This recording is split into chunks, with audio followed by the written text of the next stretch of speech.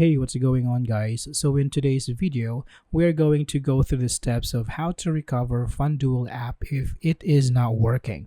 Alright, so let's start. So first, you have to check if your app is up to date. Now to do this, you can go to your app store and check if it needs to be updated. If it does, just tap on update and you should be good to go.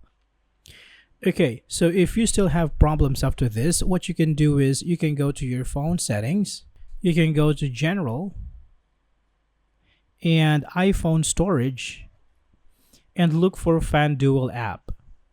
Now from here, you can tap on offload app and then confirm offload by tapping this one. So what it's going to do is it is going to turn the app completely off and clear the app's cache.